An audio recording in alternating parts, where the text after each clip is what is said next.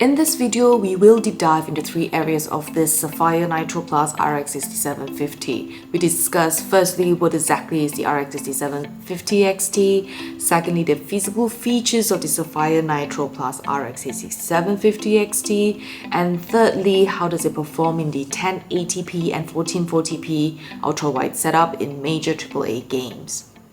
Before we start, a special word from our sponsor of this video, me.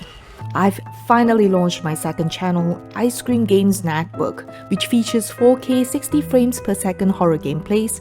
Come witness how we have differentiated ourselves from the other horror gameplay channels as we recreate each protagonist by adding my version of protagonist dialogues to bring out the personality of each protagonist, immersing you deeper into the gameplay by enriching the storytelling.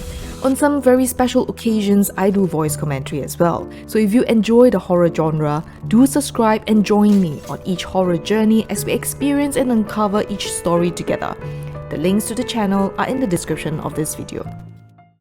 Now, it's been a while since we've reviewed a graphic card, so special thanks to our friends at AMD for bringing us not just one but two graphics card to share with you, the RX 6750 XT as well as the RX 6650 XT. We have previously reviewed the Power Color Hellhound 6600 XT as well as the SFX Kick 308 RX 6600 XT as well. So if you are interested to find out more about these graphics cards, do check out my channel and you can find the videos on them under the graphics cards review playlist. For today, we will be covering the RX 6750 XT graphics cards and we'll be keeping the RX 6650 XT for the next video. So do subscribe to us so that you can get notified when the RX 6650 XT review is up. Now, earlier on in May 2022, AMD released a new range of RX 6000 series graphics cards. Now, these graphics cards are designed to have faster game clocks and faster GDDR6 memory alongside with the launch of their enhanced software. Now, this includes the RX 6950 XT, the 6750 XT, and the 6650 XT, each of which has its own set of intended target audience. Focusing on the RX 6700 series, this series of graphics cards are targeted at the 1440p gamers. The RX 6700 XT was released in March last year at an MSRP of $479 whilst the 6750 XT was released more than a year later at MSRP of $549. Keeping price differences aside first, specs-wise we do see the 6750 with a higher game clock and memory bandwidth, which in turns provide better 1440p gaming experience. Now, the justification for the difference of $70 the way we see it is that it's compensated by better specifications and better performance on 1440p gaming. We'll discuss more on the performance of the Sapphire Nitro 6750 XT later on in this video. Now, let's first touch on the physical features of the Sapphire's Nitro RX 6750 XT. In the box, you get the usual user manuals, you have the graphics card, and then you have this GPU stand. Sapphire does have two types of RX 6750 XT graphics cards, the Pulse and the Nitro Plus. The Pulse is a significantly smaller 2-fan graphics card, and it carries a less advanced specs for the GPU build itself, whilst the Nitro Plus has a further added feature of a dual BIOS switch on the GPU and incorporates better cooling capabilities. The Nitro Plus is not a tiny graphics card, it is thick and broad, a 3-slot GPU which measures 310mm by 117mm by 62mm.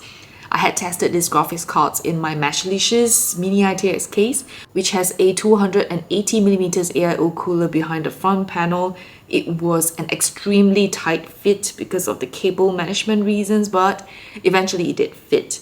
Now, in a mid-tower or larger PC case, you may want to use the provided GPU support stand, as potentially this card could sag due to its large size. I'm not sure of the weight, but it does feel heavy, and 2-slot connection. This GPU stand, however, looks like it may not fit every case. I've not tried it since I've migrated all my PC setups into small form factor cases, but it's not a big deal. It's a freebie, right? If it works, great. If it doesn't, it's fine. The Nitro RX 6750 adopts a triple fan design, each of these fan blades incorporating an angular design, as you can see, for a more optimal heat dissipation, and is supposed to be quieter as compared to its previous generations. Wrapped in matte black and matte silver, it's a simplistic design that will fit a black or white PC build, in fact any PC build designs, even a RGB PC build setup. At the top, you get a metal backplate with a large cutout on the right end with a Sapphire logo next to it and a Nitro Plus logo below it. This Nitro Plus logo is where the RGB is, and along with the front where the Sapphire logo lights up as well. This aluminium backplate has got a thermal pad installed in between for better heat dissipation and all around a lot of breathing spaces, as you can see. On the left, you have the output for 3 display ports and 1 HDMI port. That's pretty standard. And the minimum requirement for power supply here is at least a 650 watt power supply, which in this space, I would suggest a little bit more is always better than less. I've tested this graphic card across 6 major games on various in-game settings for both 1080p and 1440p. In fact, I've also tested the 6650 on the same 6 games across 1080p and 1440p resolutions. So we will eventually be putting up a compare video between the two. So once again, do subscribe to us so you can be notified when the video is up. And also, your support will contribute us to keep going, as well as potentially perhaps getting a 4K monitor so that we can also test 4K resolutions in our graphics cards review. But jokes aside, in the 1080 space, here are how the games fared over low, medium, high and ultra settings.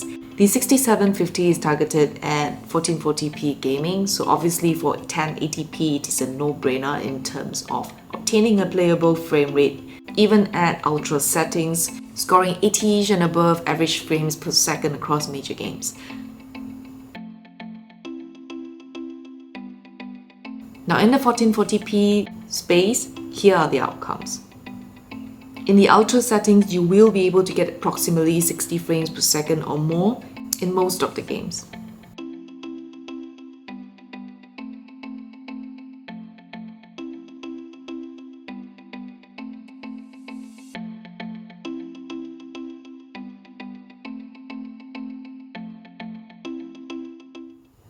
The way I see it, the sell for AMD is not just purely on the specifications of their graphics cards, or getting the stock availability to as many of the major markets as possible, or pushing their specifications higher and higher, introducing more and more series of the graphics cards. Well, yes, they're doing that. But what they also worked on is to deliver different kinds of software available to help improve your gaming experience. For example, most people will be familiar with their FreeSync technology or the Fidelity FX, which is very similar to DLSS. They also have their own enhanced AMD software, the Adrenaline Edition, which carries similar capabilities to that of the GeForce experience.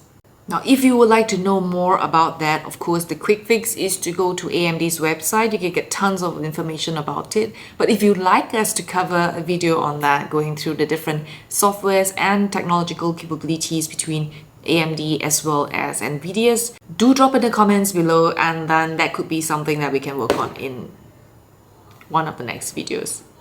Now back to the Sapphire Nitro RX 6750 XT. This one, in my opinion, is a competitive one against the RTX 3070 in terms of 1440p gaming. And it's also a good future-proof option if you like to future-proof your setup for at least another 5 years and you're likely to be upgrading from a 1080p monitor to a 1440p. Now personally, I use the 1440p 21:9 ultra wide, and it is something that I really prefer. The extra screen space really does provide for a more immersive gaming experience, and I would definitely recommend that you try that out if you were ever going to be upgrading from your 1080p 16:9 monitor.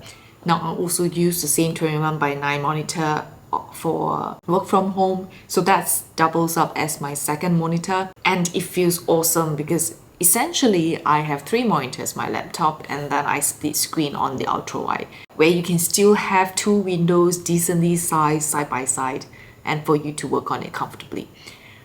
That said, enough distractions, let's go. We'll talk about monitors another day. And of course, the Nitro RX 6750 was able to power up not just a 1440p monitor but a ultra wide one and still give that kind of great specs on popular major games. I think we've really stretched when AMD says that this is targeted at 1440p by pushing it to do a 1440p ultra wide. I'm not sure what you think, but do let me know in the comments below. If the RX 6750 XT is a love or hate for you, a complete waste of time, we should just stick to 6700 XT, why bother to pay $70 more? Or if you feel that the Sapphire's Nitro Plus version does impress with its performance. Once again, I'm going to ask you to take 2 seconds to minimize the window and click the subscribe button to us, or like this video if you find this meaningful for you. Essentially, we aim to share as much information with you as possible so you can make better decisions on your next tech gadget buy. Now, thanks so much for being with me, and I will see you in the next one.